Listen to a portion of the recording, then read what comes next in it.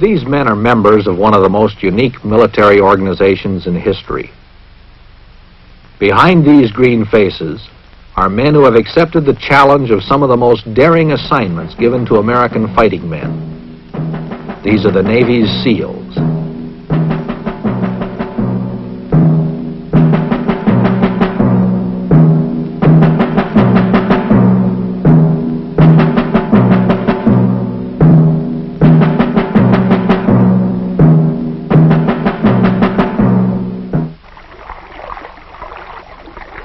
SEAL teams were organized at the suggestion of President John Kennedy, who realized that it would take special operations to win special kinds of war. For years, the existence of these teams was a Defense Department secret. Now, parts of their story can be told. In an age when most military engagements have become distant and impersonal, SEALs operate in the midst of the enemy. Their purpose is to disrupt his supply lines, choke his communications, learn his secrets. If you really want some exciting work, come to SEAL team, and you'll be involved in it. We're more or less of an unsung soldier in a lot of respects because they can't write up a lot of the things we do, but I say that within yourself you'll have this personal pride that you was there and you did the job. After the war, they'll probably write about it. But if you're in here for just getting the Bronze Star and your name on the front page, no, you won't, because they don't put our name on the front page. Well, you'll know within yourself, you'll know what your buddies have done, you'll know our record, and you'll know what a great unit we are. You'll be there. All are volunteers from the famed frogmen of the Navy's underwater demolition team. But once out of water, most similarity with frogmen ends. We are basically an intelligence gathering unit. We gather every bit of information that's possible, whether it be a small piece of paper with some Vietnamese writing on it, or trails, boat traffic, anything that might be of real significant value to your intelligence officer when you get back.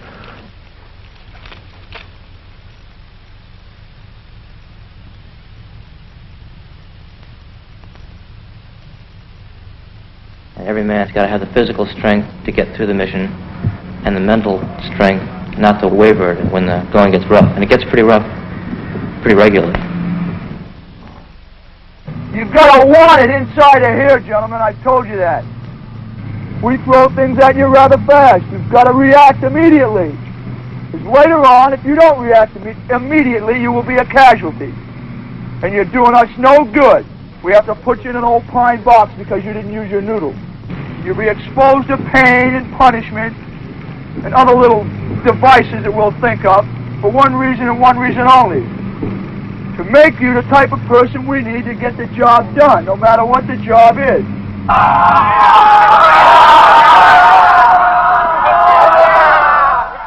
These men are preparing for the grim reality of a personal war. Counter-guerrilla jungle fighting and rugged hand-to-hand combat lies ahead. For this, they must stay in prime physical condition. Those who can't take it would be a liability in combat. In UDT training, they very definitely push you to your limits. In fact, beyond what you thought was your limit. It's an eye-opener. It was an eye-opener for me, and I'm sure it was for most people. What training does for us is it gives us a stamina. Teaches us to know ourselves. To know that we could, if we had to, run for 3 hours, 18 miles. Know we could move across 600 meters of mud on our stomachs and be ready to fight when we get there. It's not a breeze.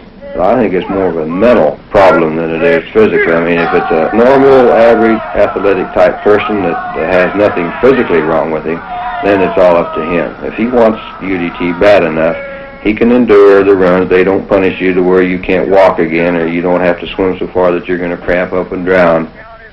Get up. Straighten your legs, Adams. Lock your knees.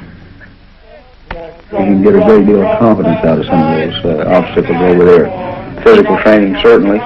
You work different parts of the body on different obstacles. You work coordination, as a matter of fact, and a great deal of confidence in yourself.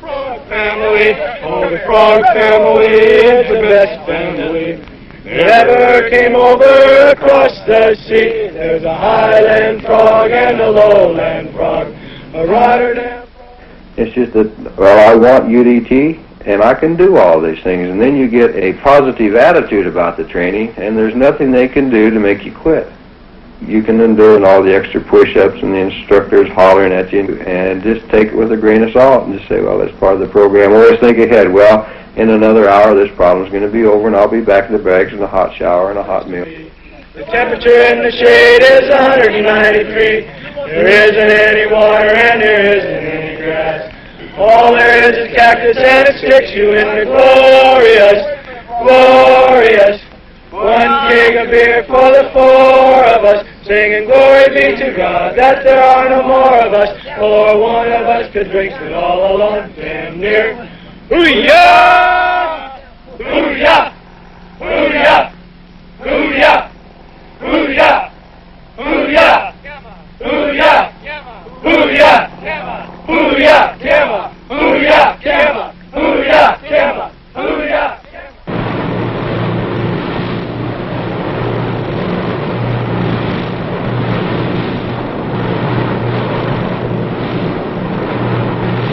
SEALs are specialists in being where they are least expected. Getting to the job may mean jumping out of a boat, a helicopter, or an airplane. You have to want this type duty in order to survive this training. Some people, I suppose, want to prove something to themselves. Some people, maybe they want to prove something to somebody else. I think it's a psychological aspect, the hardship while you're doing all this. In other words, you think about things a little bit differently. You start realizing that probably one of the greatest things you ever had was just sitting in a warm room with a cup of coffee. You just don't know how much you can appreciate something like that.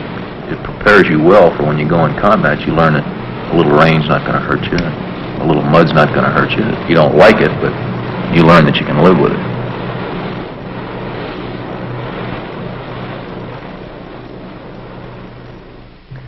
Okay, this morning, gentlemen, we're going to take up what is known in the teams as an Emerson scuba rig. This means that it is a self-contained underwater breathing apparatus. This rig is used any type of clandestine or sneak attack operations.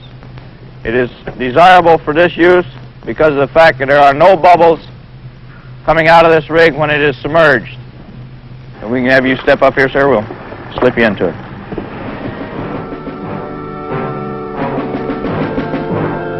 SEALs must be able to turn off physical discomfort, but their minds must be in top working order. Few jobs in the Navy require more mature judgments to be made almost instantaneously. In a combat zone, these decisions can mean the difference between the success and failure of a mission, between life and death.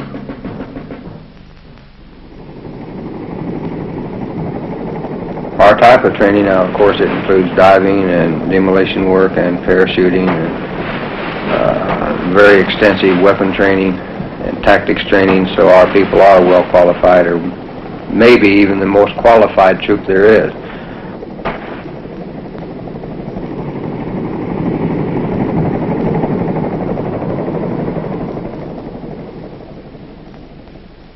Hand in the door. What are you?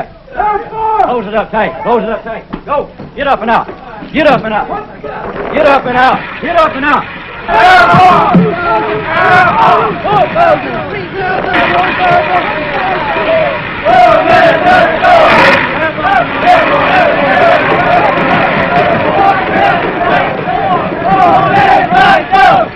When you put that chute on, your stomach starts getting hard. Your first jump especially. And they say hook up. Check static line, check your equipment. The word comes to stand on the door, and I was scared. It was a thrill, it was challenging. It's not everybody that'll get up and jump out of a perfectly good plane. Why, I don't know. Every SEAL is trained in parachuting. Floating down from the sky is a good way of getting to a patrol area unannounced. SEALs learn jump techniques with Army paratroops at Fort Benning, Georgia. Pull it deep, one. He's coming down like a feather. What is he? All right, get on your feet. Jump on arm 4, prepare for enormous lift to your front. To your front 4. Your other front 4. Drop 4. Jumper on arm 3, prepare for enormous lift to your front. You get to the door and you leave. It's one motion as opposed to being there for a couple of minutes. You exit, you can feel the chute coming out of the bag off my back, the pack. Then as the prop blast hits the chute, you can really feel the tug. You look up if your risers aren't crossed. If they're crossed, you've got to uncross them by pulling them apart. The harness, which is uncomfortable, as anything can be when you're wearing it on the ground, is like a chair in the sky, and you just float down. Canopy! Check! Canopy! Check! Canopy! Check! Canopy! Check! But once you leave the door and you're out in the air, then it's the greatest thing in the world, because you know you've done it, you know that you didn't have to be pushed out the door, you did this thing on your own. You're still apprehensive every jump, because those thoughts always run through my mind. What am I doing up in this airplane? Why do I want to jump out of this airplane when I know it's going to land? But then once it's time to hook up and go, then it's just, well, I love it. As you approach the ground, there's a man in a bullhorn saying, take a prepare-to-land attitude. Grab your risers, take a slip into the wind so you're trying to stand still. He says, now bend your knees, point your toes, chin up, eyes on the horizon. After your first one, you're ready to jump the next 4.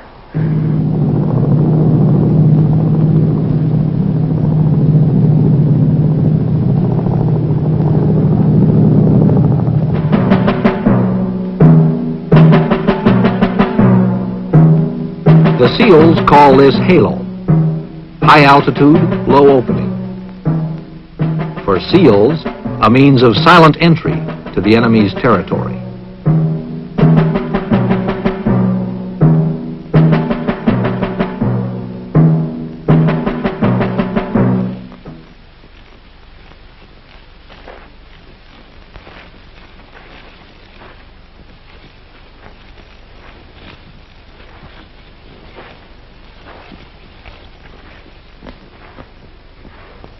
Before deployment to a combat zone, SEAL squads practice together the way it will be over there. You never say anything on patrol. From the time you leave that boat, or the helicopter, or however you're getting inserted, to the time you get back, you don't even open your mouth.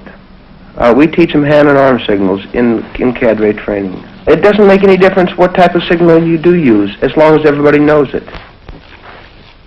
To bring back information that will help reveal the enemy's story, SEALs must be alert every minute. An intelligence officer can do so much more with little facts than you have any idea of. If he can find out, for instance, that there is large amounts of rice being moved down a river, then he knows there are either people down there needing food or that there will be people down there soon. When he adds this to other bits of information he's found out, well, a pattern of enemy activity begins to develop.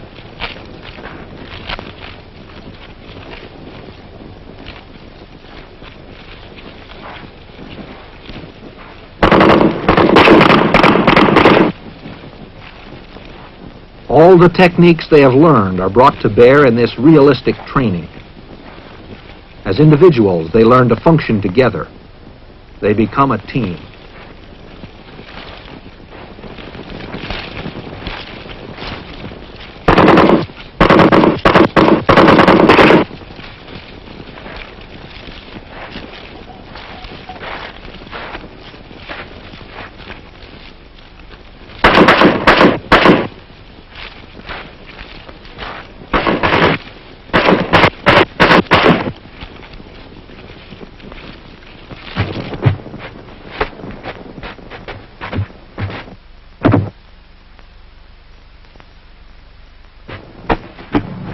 Well, there's a certain amount of romance to it, a certain amount of glamour to being a member of what we consider, without question, the best troops that the country has.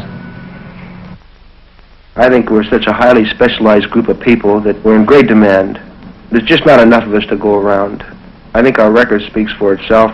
70 or 80 Bronze Stars and numerous Purple Hearts and Silver Stars, a couple of those, and Legion of Merits, and the awards have been just numerous. As far as I'm concerned, each and every one of them are highly deserved, and I think it comes from teamwork, togetherness. The thing that motivates a lot of people is that, again, it is a challenge to a young man. It is, we feel, and we are proud of the fact that we're one of the most highly trained, efficient, small units that there is in any service. And I think it's the pride factor that motivates kids to volunteer for SEAL Team. It's just knowing that they're going to be in one of the most elite, specialized trained units there is. Now, this is my own personal feeling. That's the reason why I stay in it. I have another 8 years through the Navy, and I'm going to spend it in SEAL Team.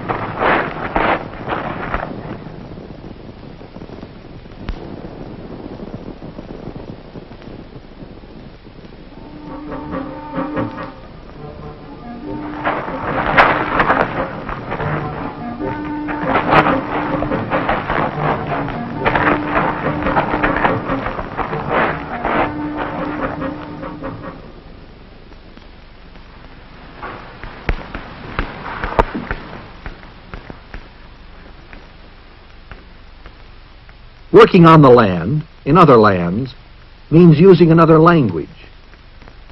For men who go to Southeast Asia, the Vietnamese language is a necessity.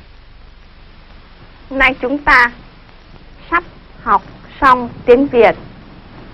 Xin mời cô. Dạ. Hôm nay trời đẹp.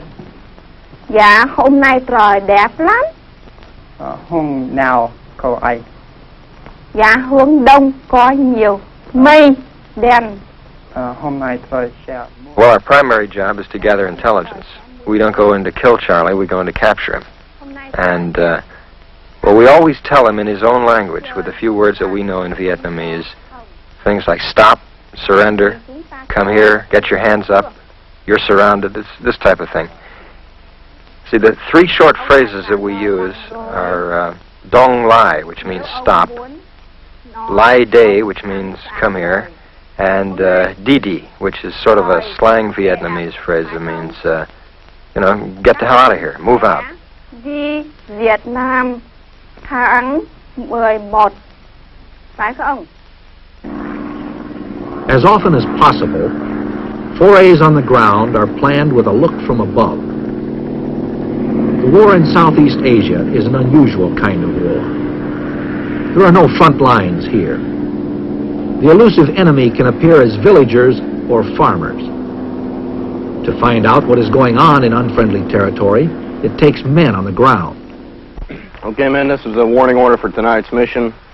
The mission tonight is going to be an ambush. Careful consideration of every eventuality has led to a specific plan for this patrol. Every phase of the mission has been thought through. That platoon leader has a tremendous amount of load on his back. A lot of people think, well, the squad leader, he's just a man that gives the orders. But while everybody else is sitting around shooting a bull, and that man's getting the mission order, he's got 4 or 5 hours of work to do. He's got to coordinate everything, his artillery, his airstrikes, what kind of support is he going to have available. He gets it all set up. He works 4 or 5 hours before the people even get the word on it, just on his warning order. The one primary danger area which we know about is this bridge. You can see what it looks like here. It's just a wooden bridge, hard top. All right, our actions at this danger area will be as follows. We will come to this point. We'll be patrolling down here in our file. We will stop short of the bridge.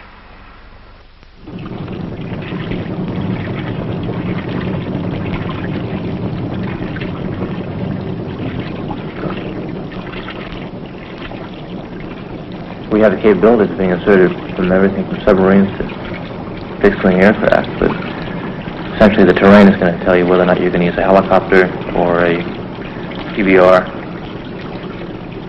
Most of the men feel that name SEAL Team is what carries your real reward. You could give a medal out for 50-60% of the missions we go on. Since you can't have that many medals, and the value of being a SEAL, I think, is what they're really concerned with.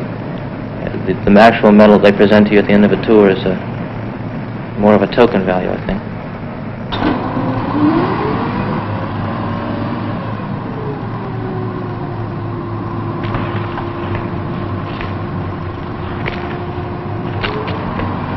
don't have the element of surprise, you're lost. You won't come out of the mission. You have to have the element of surprise all the time. As soon as you're compromised, as soon as they know you're there, you're in trouble, and you have to be on the way out. If you've got a long way to go in a particularly hostile area, you won't make it out.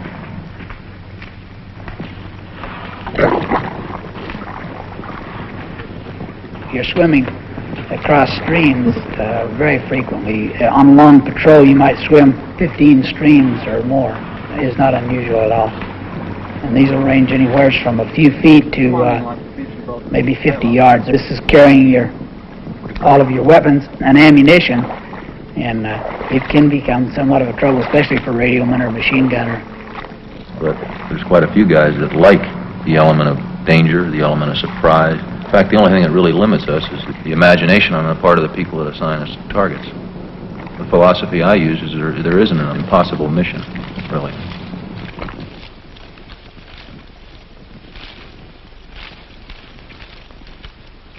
I think people just want to be with the best group. They've already made it to UDT, and they know that if they have the mental attitude, they can be SEALs and be right with the top, doing the most exciting things, and be treated as the elite. I think a lot of people join the SEAL team to be with a group that can fight well and still be part of the Navy. What it is I guess, is a prestige of being the top man. You know all the time you're going to be called to do the hardest job, the job that nobody else will take. We insist on very physically fit people, also a person that is mentally stable to be able to do the things we do, because everything we do has a certain amount of risk involved in it, and it has to be a person that accepts this, not a thrill seeker, not just a young kid that wants a bunch of thrills of jumping out of an airplane or this type of thing, but one that expects danger and knows how to handle it and how to live with it, because in SEAL team you do live with danger, and it's part of your life.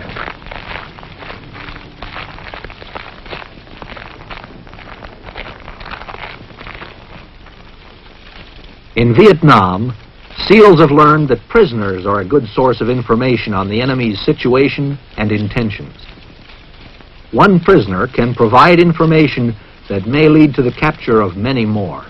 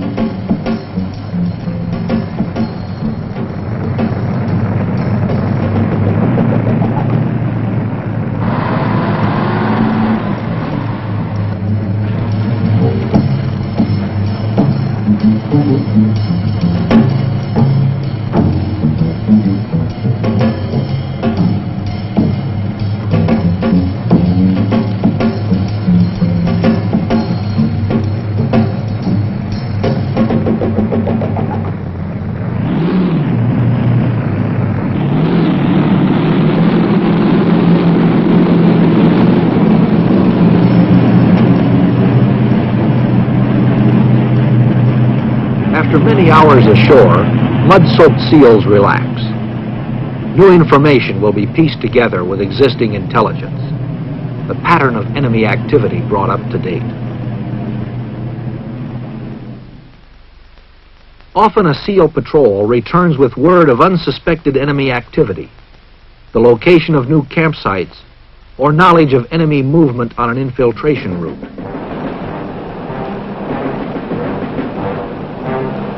Troops are alerted. Boatloads move up the river to strike back.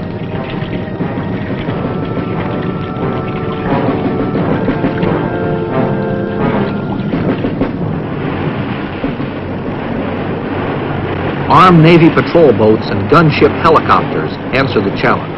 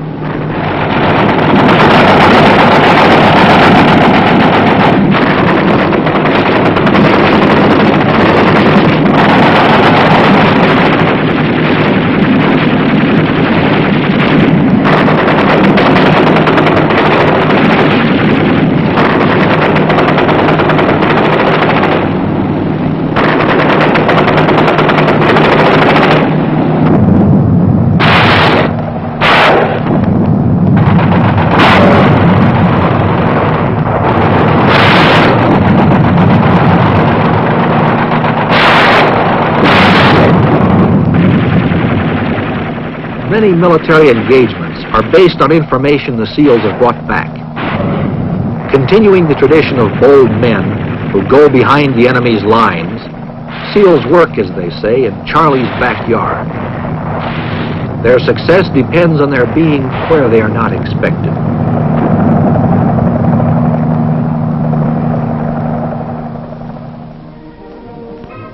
For their dedication to duty, SEALs have become some of the most decorated fighting men in history. The award citations retell some of their exploits. On one occasion, while conducting a clandestine combat patrol through hostile terrain, the mission was to capture Viet Cong in order to gain intelligence on enemy supply movements in the area. The patrol stopped while the forward security element was sent out to reconnoiter a bridge the patrol would cross. A Viet Cong ambush team had moved in to set an ambush at the crossing point. The point man sensed it and charged their position, repeatedly moving without cover, leaving himself vulnerable to enemy fire. His aggressiveness and quick thinking saved his patrol from suffering heavy casualties.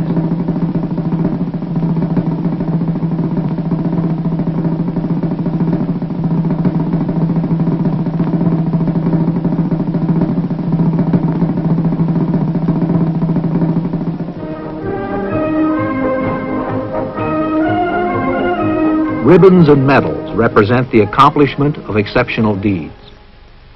But awards are not the reason for performance in combat. What these men are and what they represent has sustained them and given them their purpose.